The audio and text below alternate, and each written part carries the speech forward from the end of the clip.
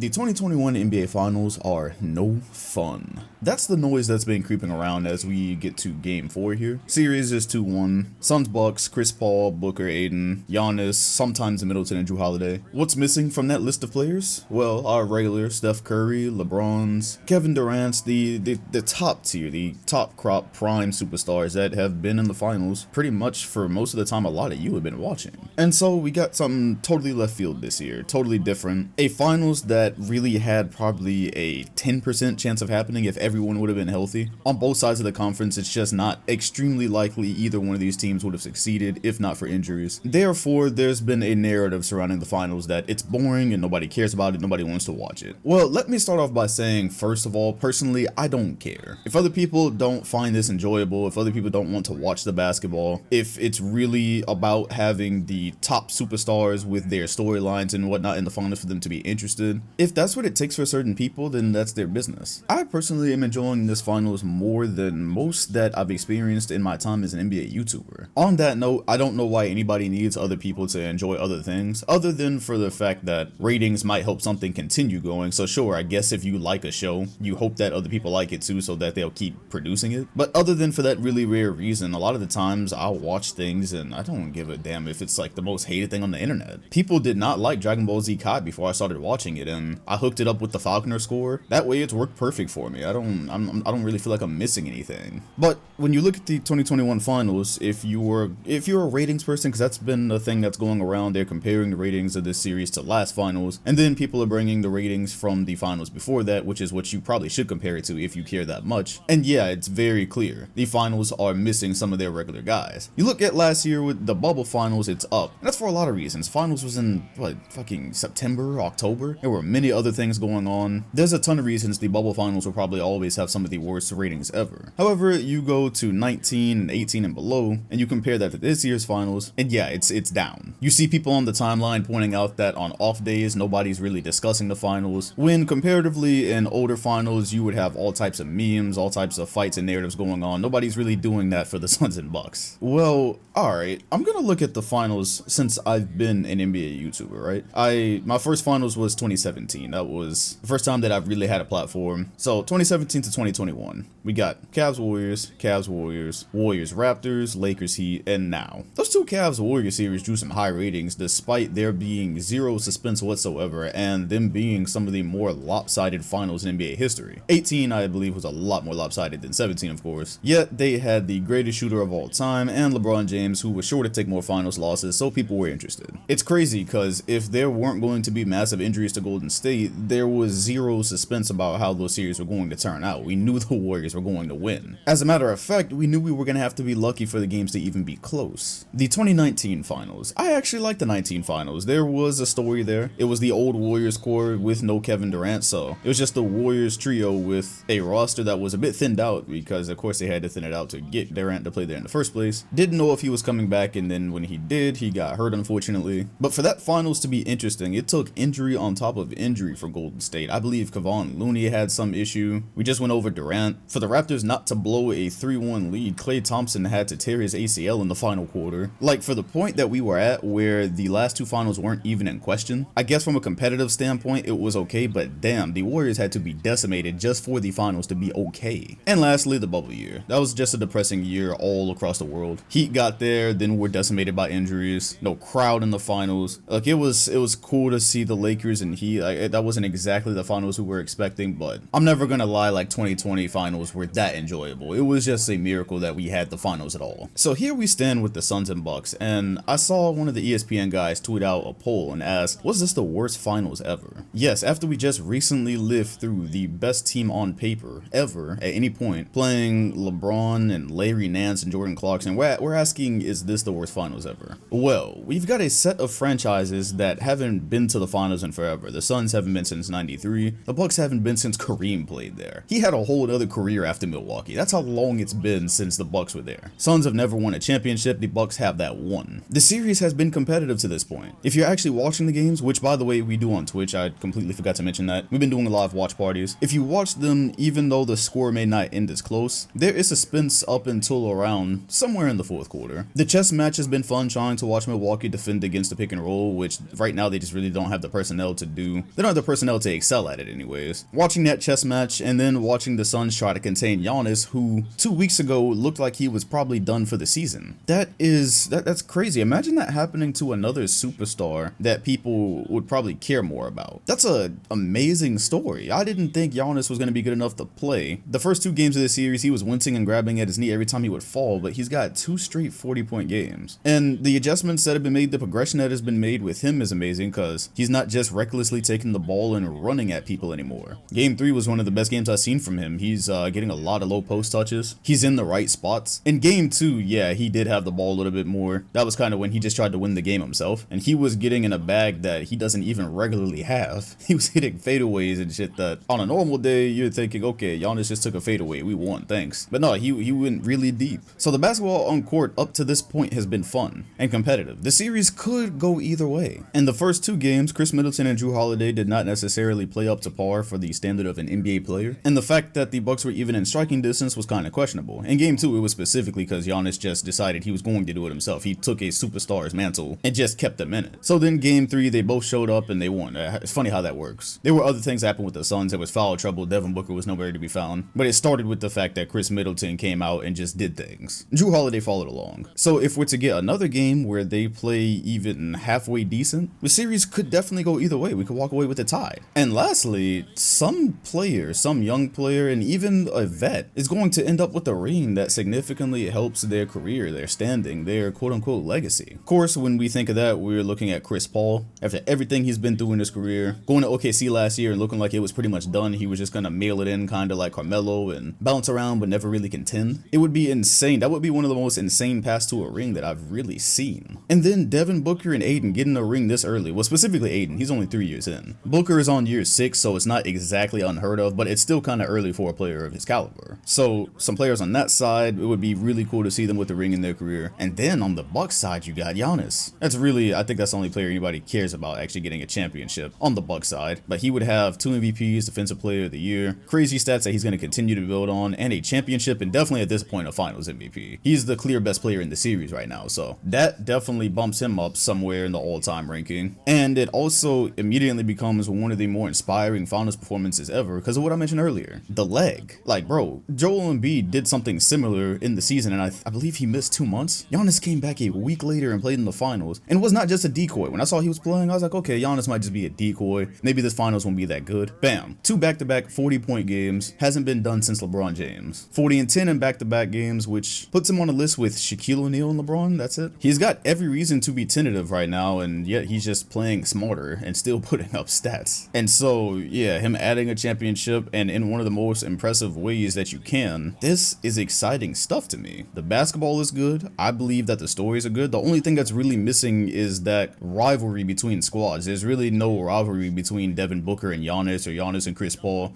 So there's nothing to make of it with the players, and that's probably what's missing. And hey, you know what? I made a video years and years ago. Go look it up. It's if you want to tolerate what my voice was back then. I think it's called The Biggest Problem That the NBA is Not Prepared to Deal With. And boy, did I hit that shit on the head. Even though I had people in the comments telling me, oh, I don't care about this stuff. I said it was gonna matter to the NBA's ratings. So basically the whole gist of that video, if you don't want to watch it, I either made that in 16 or 17, and all I said was the league had not really set itself up or put itself in a good position to deal with finals and Eastern conferences that did not involve LeBron James. They got spoiled on him. He's been around forever. Just yesterday, he's talking about possibly being around another 6 years. He's always there. He's always in the thick of things. He carried an Eastern Conference for a while. There was no question whether he was coming out of it or not. Then you could put him against whoever was in the finals, all the way from Tim Duncan to Steph Curry and Kevin Durant. And my point was, once you didn't have that, I thought you were going to have a problem getting the same people interested. Not just because it's LeBron James, but because I didn't see them selling the people or selling what comes after him. So with LeBron, you always had some legacy story because his career has unfolded like a movie. Therefore, having him in the finals, it was always just really easy to come up with something that people wanted to be interested in. And I had some dumbass in the comment. I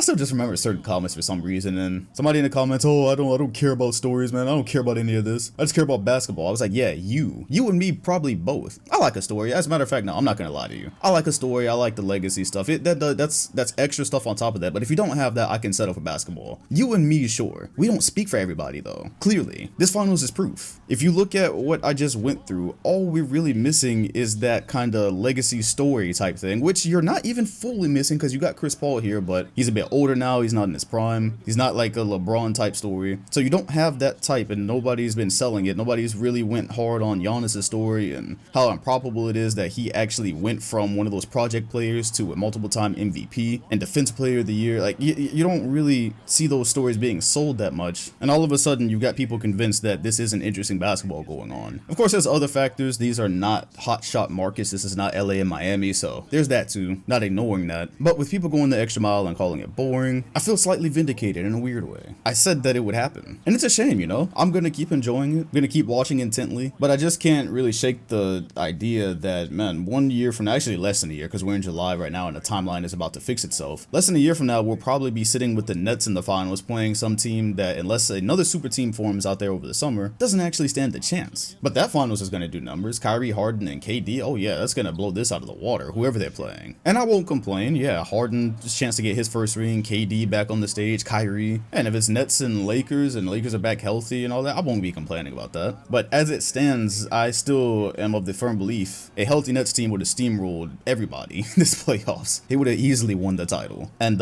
they're together, they've got years together, so we might not see another finals that has parity in it or questions in it for quite some time yet again. And then it's the cycle repeats, right? People are gonna say, oh, I wish there was parity. Wow, the same team makes the finals every year. And then when the Nets disappear and we get back to some finals that is competitive, people can be like, oh, wow, nobody cares about this. It's fascinating times, man. Fascinating times. Well, you're allowed to not enjoy the finals, so if that's your opinion, it is what it is. I'm loving it. I am watching it live on Twitch, so how many other games happen, you can show up, link in the comment section and description at that time. We'll be watching it and breaking it down. And if you are or aren't enjoying it, let me know in the comment section why or why not. Be sure to hit the like button, comment, and sub, and hit the bell next to my name if you want notifications every time a new video drops. Appreciate you watching, and I'll see you all on the next one.